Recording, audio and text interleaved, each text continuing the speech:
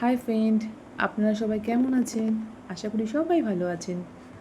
মা এসছেন আমাদের এখানে স্বর্গ থেকে। তো আমি আবার চলে এসেছি আপনাদের কিছু মায়ের মূর্তি দেখানোর জন্য। মূর্তি বলা ঠিক হবে না, ওটা মা। মা সবই সুন্দর। এক একটা মা দেখছি যখন আমার চোখ ফেরাতে পারছি না, তাই আপনাদের আমি না দেখিয়ে পারছি না। যাই হোক, এই প্যান্ডেলটাতে সবাই বলছে অর্জুনপুর বলে জায়গাটা। তো এত ভিড় হয়েছে প্রথমে তো দিনের বেলা, তখন 4টে বাজে, বুঝতে পারিনি এত লম্বা লাইন, ভিড় দেখতেই পাচ্ছেন। দেখার জন্য দাঁড়িয়ে আছি লাইনে, প্রচুর ভিড় প্রচুর। তখন 4টে, মানে বুঝতেই পারছেন তাহলে রাত হলে কি হবে আজকের দিনের জন্য অ্যাটলিস্ট। তো যাই হোক, অনেক কষ্ট করে ভিতরে পৌঁছালাম আমরা। পৌঁছানোর পরে যা দেখলাম অপূর্ব। ওটা যদি আমি রাত্রে দেখতাম লাইটিংগুলো, তাহলে মনে হতো না আমি চোখ ফেরাই বা ওখান থেকে বেরিয়ে আসি। সত্যিই অসাধারণ অসাধারণ হয়েছে, কিন্তু এত ভিড় যেহেতু, সেই জন্য একটু কষ্ট হয়েছে। ভিড়টা যদি না থাকতো সত্যিই প্যান্ডেলটা দারুণ হয়েছে। লাইটিং, তার কাজ, জানি না কার মাথায় এই বুদ্ধিটা ছিল, কিন্তু অসাধারণ অসাধারণ। তারপর এই ভিড়ের মধ্যে কেউ কেউ বাকি নেই। প্রচুর বয়স্ক থেকে শুরু করে বাচ্চারা সবাই এসছে দেখার জন্য। বছরে তো মা একবার আসে, তাকে তো আমরা দেখবই, যতই কষ্ট হোক না কেন। তার জন্যই যাওয়া। রাত্রে যেহেতু বেরোতে পারবো না এত ভিড়ের মধ্যে, তাই ভেবেছিলাম দিনে যাব। দিনে গিয়েও দেখি এত ভিড়, আর লাইনে দাঁড়িয়ে আর ফিরে আসতে পারলাম না। ভাবলাম এসেছি মায়ের সামনে, না দর্শন করে যাই। যদি না যেতে পারতাম তাহলে নিজেরই আফসোস হতো। ভিতরে ঢোকার পরে মনে হচ্ছে যেন, মানে কি বলবো, যে সত্যিকারের আমি যে কোন জগতে চলে এসেছি আমি সেটা বোঝাতে পারবো না। দিনে এত সুন্দর লাগছে, তাহলে রাত হলে ওটা আরও কত সুন্দর লাগবে। এটা যে কী করে বোঝাবো আমাদের নিজের মনকে, আমি জানি না। তো যাই হোক, গিয়ে যা দেখলাম মায়ের মূর্তিটা, যেন মনে হচ্ছে মা স্বয়ং দাঁড়িয়ে আছে, যেন আমাদের সাথে কথা বলার জন্য সে দাঁড়িয়ে আছে, আমাদের প্রবলেম সলভ করার জন্য দাঁড়িয়ে আছে।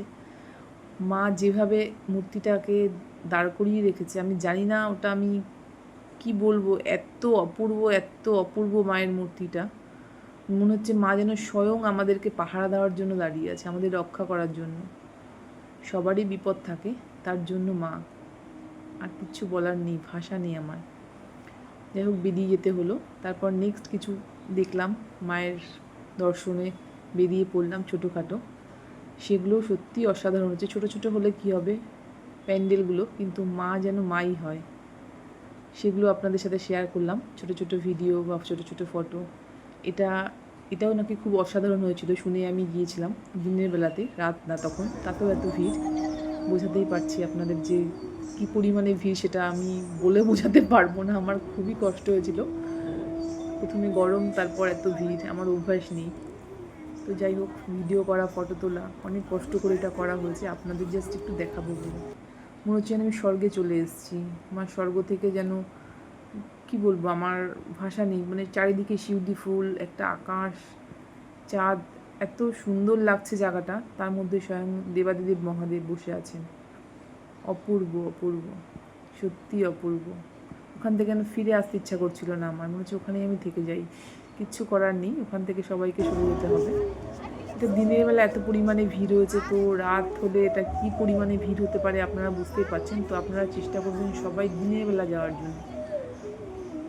যদি দিনের দিকে যান তাহলে আপনাদের কষ্টটা কম হবে, আর যদি রাতে যান তাহলে 2 ঘন্টা 3 ঘন্টা করে টাইম হাতে নিয়ে যাবেন অবশ্যই এই দুটো দিন।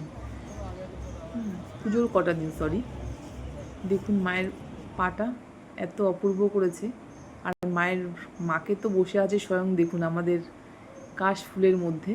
মনে হচ্ছে আমি কাশের বাগানে মাকে যেন, ওখানে সে স্বয়ং স্বর্গ থেকে এসছেন আমাদের দেখার জন্য যে সন্তানরা কেমন আছে। কি বলবো আপনাদের, সত্যি আমি বলতে পারছি না। মানে এত দারুণ জায়গাটা, ভিড়ের মধ্যেও যেন আমার মনে হয়নি যে আমি যে ওখান থেকে বেরিয়ে আসি, মনে হচ্ছে আমি ওখানে দাঁড়িয়েই থাকি। তারপরে বেরিয়েই যা দেখলাম কতগুলো খাবারের স্টল, কিছু করার নেই। লাইটিং সব কিছু শেয়ার করলাম ছোটো ছোটো করে। আরও কিছু মায়ের দর্শন করালাম। এক একটা প্যান্ডেল, এক একটা মা যেন এক এক রকম মূর্তিতে আমাদেরকে সাজিয়ে রেখেছে। যাই হোক, তার মধ্যে কিছু ফটো শপিং।